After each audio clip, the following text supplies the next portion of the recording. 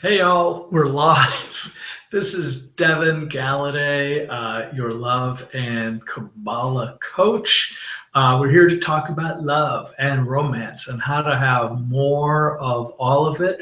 I use Kabbalistic and spiritual principles that come from the Baha'i faith and Taoism and a whole bunch of other fun things. Right now, we are in a sequence of 5 love and relationship killers, things that you may and hopefully are not doing within the confines of your relationship, or things that you will not do within the confines of your relationship to take away love and relationships, things that are the wedge between us and the people that we love. So welcome. We're going to dive into that fun stuff in a minute. But right now, I want to make a couple quick announcements, a little bit of housekeeping, some exciting news. First off, I am working with Steve Olsher and Alex Mondosian. As many of you know, I really don't care to promote people in general, not because they're not great, but because they're not as great as I would like them to be. And I've been a member of a beta group called Push Button Influence. And it's been great. So I'm going to be promoting that over the next couple of weeks, and check it out. It's not quite about love and relationships. It's definitely more along the business thing, business line. And specifically, if you're interested in doing what I do, in other words, having a lower third with your name on it and putting out this stuff that's in your heart out into the world, this is a great way to do it. So look at that. Number two, this is also very exciting. I have now been approved on iTunes. So every week, you'll be able to just have me downloaded into your inbox. It's going to be really fun. And it's going to be this. I think it's going to be mostly audio, so you can take me on the go on your iPhone and listen to Love and Relationship Secrets, the mystical solutions to modern love, while you are jogging and in the car. And we can grow when we just have nothing better to do. So anyway, I'm going to be offering more about that in my next newsletter, and so I hope you will subscribe and join us there on iTunes. The name of the thing is called Mystical Solutions. My podcast, that's the word that I'm looking for. The name of the podcast is Mystical Solutions to Modern Love, which is a class that I have done and had wonderful success with. And so it's also going to be the name of our weekly iTunes podcast, which you're listening to now.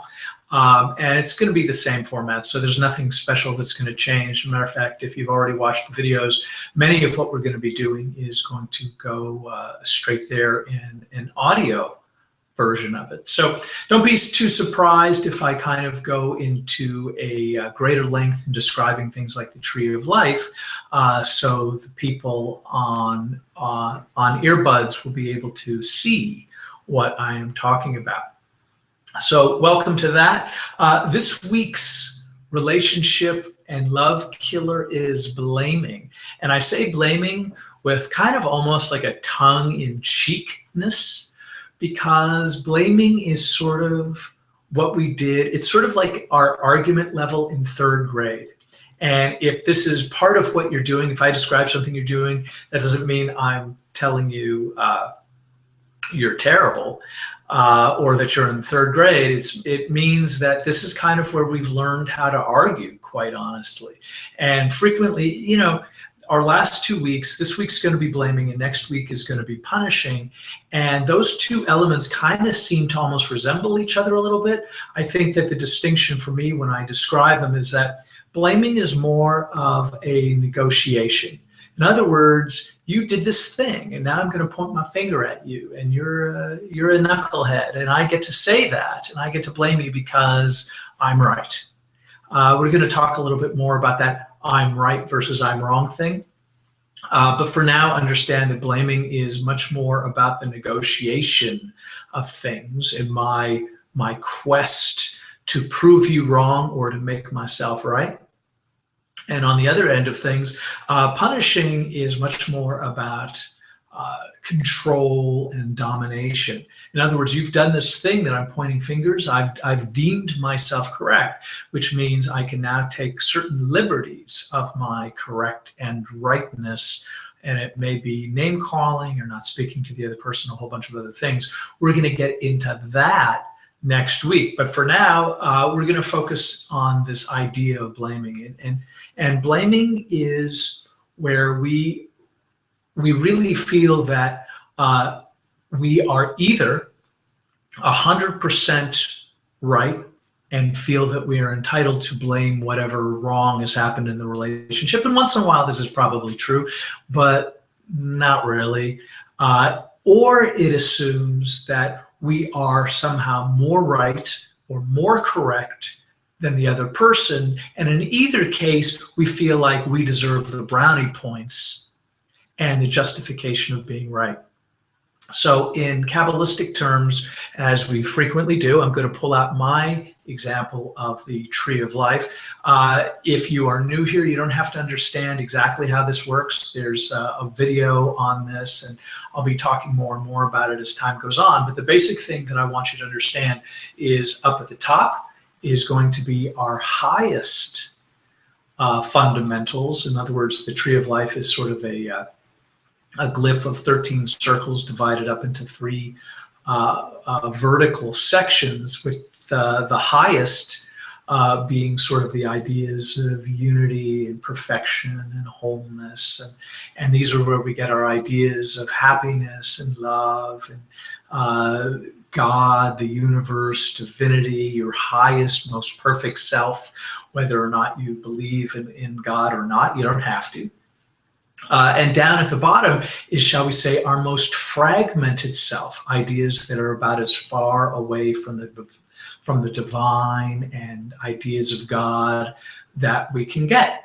And so obviously the closer we get to our own personal perfection, and the further away we get to ideas that are not. So when we are talking about blaming, we're actually talking about the fragmentation of unity. We're getting into more of, shall we say, the dis-ease of self. And this blaming usually comes from a lack of satisfaction within ourselves. I'm not going to get too much into that, but within the relationship, when we start pointing our fingers at somebody else, what we're doing is we're negating the part that we play in it, the part that actually probably makes us upset. And by doing that, we're actually not helping ourselves. We're actually hurting the relationship. So how do we deal with blaming? Ultimately, we're talking about whether I am right or whether I'm happy. Think of the top of the tree of life as our ability to be happy, and think of the bottom of the tree of life as our ability to be unhappy and removed from happiness. So my experience is you can't really be happy and right in the same way. Like if I'm too invested in my being right, it's very hard for me to be happy, because I'm probably going to have to defend that my rightness, my being correct within any circumstance a lot, so I can maintain. Like if you're good at debating, most people I know who are really, really good in debating are not really good in relationships, because too much of a quality relationship has to do with letting things go and having somebody else be their best self, even when they're not, and allowing them to make their mistakes and being imperfect and accepting the other person just as they are, warts and all. So what's the antidote of dealing with this idea? Well, for starters, you can be happy or right. So what that means is we do get to accept the foibles that somebody else might be wrong. And we also get to embrace what our part is in any argument. And the sooner I get in touch with that, like on a very personal level, Morgana and I don't really get into any kind of like knockdown dragouts, but we do disagree. We have fundamental things that range from politics to putting away the dishes. And the more importance I place on those things, the more likely I'm going to find those things that are a wedge between me and the woman that I absolutely love. So I highly recommend that when that next thing comes up in your relationship where you're going to want to say, well, but you did this. Think of it as a third grade argument. I said this. No, I didn't. You said this. I wouldn't have done it if it wasn't something that you said or did, or you're making me upset. And the more I'm getting into that, the more I can't get into my happiness. So what that means is sometimes if Morgana wants to point out something that I may have done, even if I'm positive, I think that I'm right overall, I might just say something like, I'm sorry. And that I'm sorry isn't about so much about my wrongness, but my willing to accept that she feels right. I want her to be validated in her sense. Now, maybe I am right. Maybe I want to kind of put my foot down over a certain thing. I don't want to do that in the middle of an argument.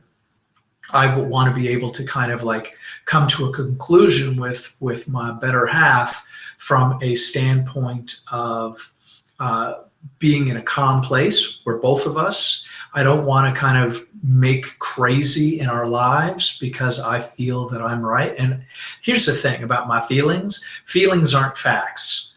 What they are is just the things that's coursing through me at one time or another. And the funny thing is, there have been, in my past where I've felt very strongly about certain ideas. 10 years later, 5 years later, 1 week later, I may have a very, very different feeling about the information that's provided to me. So I suggest that you do the same. It's been a wonder in our relationship and one of the continuing reasons why Morgana and I just keep getting married around the world. So, think of it this way. The more that you win in an argument, the less your relationship falters. So keep the other person in mind, love them, whether they are at fault or not, understand that we are going to make mistakes too. And the blaming part just doesn't really serve either one of you within the relationship. And if you're finding somebody who's constantly blaming you and finger pointing and all that other stuff, see what it's like to just say, hey, you might be right. I'm sorry if I've hurt your feelings, and move on with it. And if they don't let it go and they never let it go and they're throwing stuff up in your face, then you get to evaluate the value of the relationship in your life. Not suggesting that breaking up. I mean, I think that when two people come together out of love, I think it serves everybody that you try to stay together and be in love and work through these problems. And blaming is just one of the things that is going to cause more heartache than good. So anyway, that's what I got this week. Check us out on iTunes. Next week, we are going to talk about our fifth and final love and relationship killer. That's going to be punishment. It's an ugly one. It's an ugly one. You know it. I know it. But we're going to look for solutions, spiritual solutions to find happiness and better love and relationships. And until next week, I hope you guys are great. Hope you're having a great day. And I will talk to you soon. Mwah.